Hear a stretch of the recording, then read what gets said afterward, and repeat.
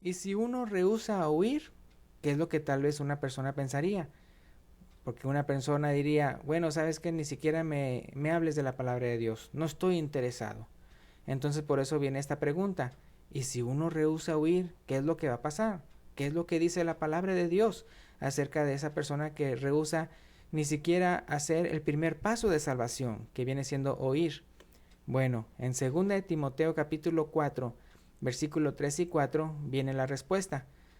Dice 2 de Timoteo 4, versículo 3 y 4.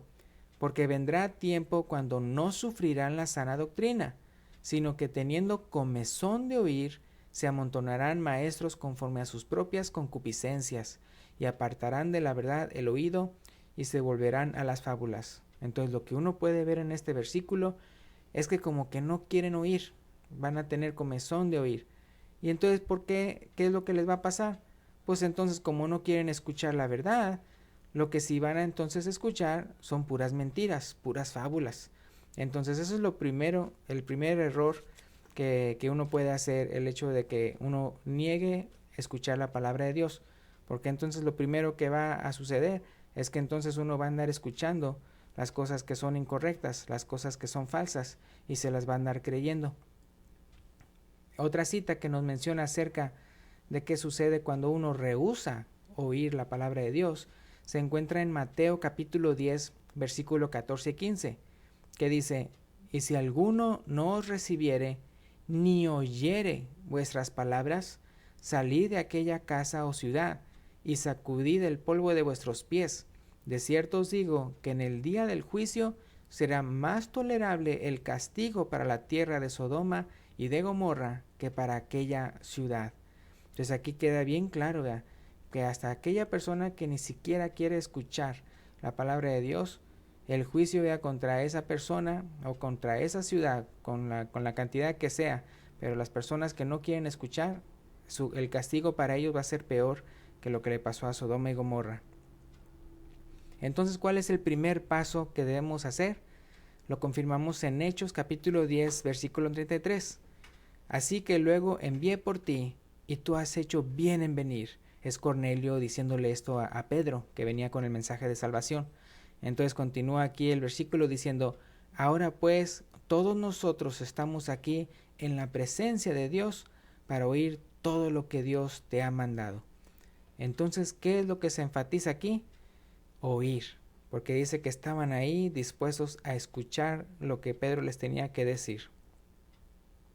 Bueno, si uno escucha la palabra de Dios, pero después de escucharla, uno rehusara creer, ¿qué es lo que dice la palabra de Dios acerca de el que rehúsa creer? Bueno, en Juan capítulo 3, versículo 18 dice, el que en él cree no es condenado, pero el que no cree ya ha sido condenado, porque no ha creído en el nombre del unigénito Hijo de Dios. Entonces aquí está bien claro que el que aún escuchando no quiere creer, ya es condenado, porque no ha creído en el Hijo de Dios. Y el otro versículo que nos vuelve a mencionar otra cosa, ¿verdad?, de qué es lo que le pasa al que rehúsa creer, es en Marcos 16, 16, que dice, el que creyere y fuere bautizado será salvo, mas el que no creyere será condenado. Entonces, ¿cuál es el segundo paso que debemos hacer? Pues viene siendo creer, y eso lo podemos ver en Juan 3:16, porque de tal manera amó Dios al mundo que ha dado a su Hijo unigénito, para que todo aquel que en él cree no se pierda, mas tenga vida eterna. Entonces, ¿cuál es el paso que aquí se enfatiza? El creer. Bueno, ¿qué pasa si uno escuchó y uno creyó, pero no quiere arrepentirse? Es decir, no quiere dejar de pecar. En Lucas capítulo 13, versículo 4 y 5 dice, o aquellos 18 sobre los cuales cayó la torre en Siloé y los mató, ¿pensáis que eran más culpables que todos los hombres que habitan en Jerusalén? Os digo, no. Antes, si no os arrepentís, todos pereceréis igualmente. Aquí, para aquellos que no saben acerca de esa historia, es como por ejemplo que el día de hoy a algunas personas les pasara unas cosas bien feas. ya sea que un terremoto, que un tornado o lo que sea, y que uno pensara, ay, esas personas eran bien malas, por eso les pasó eso, y que uno justificara su modo de vida y no se arrepintiera, porque pensara que como a uno no le pasó eso malo, entonces uno está bien con Dios. Entonces aquí Jesús le está dando a entender, no, sino que todos nos tenemos que arrepentir, porque si no, todos vamos a perecer igualmente, si no nos arrepentimos. Entonces, ¿qué es lo que uno tiene que hacer?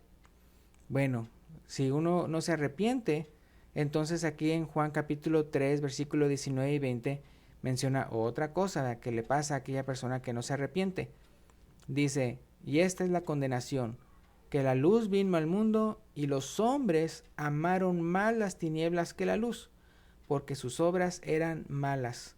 Porque todo aquel que hace lo malo aborrece la luz y no viene a la luz, para que sus obras no sean reprendidas. Entonces, se fijan en esta cita, esta persona sí escuchó y tal vez pues sí creyó, pero no quiso arrepentirse.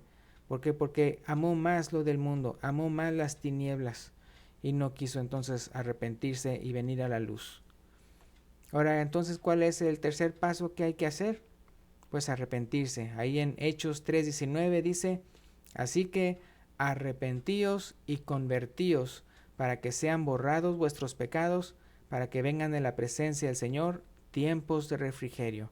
Entonces, ¿cuál es la palabra que se enfatiza aquí? Arrepentíos.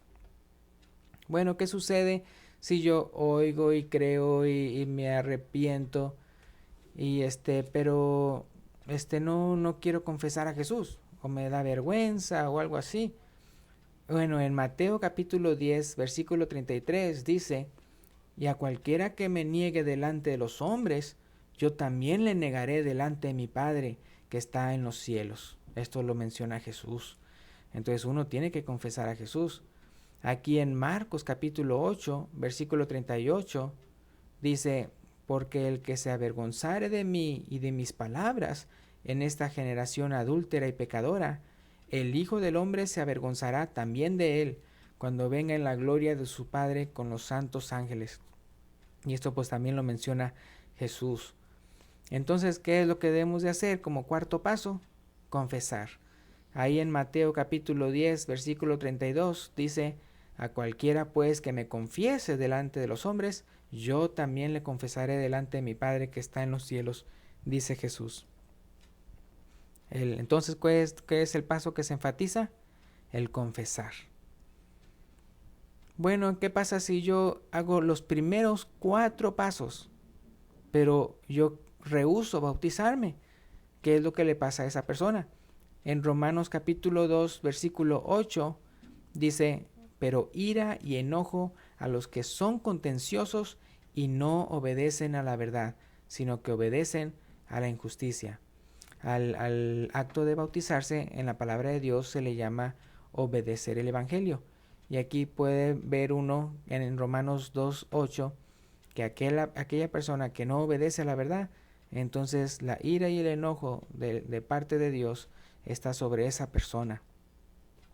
Otra cita se menciona qué es lo que pasa cuando uno rehúsa obedecer a Dios.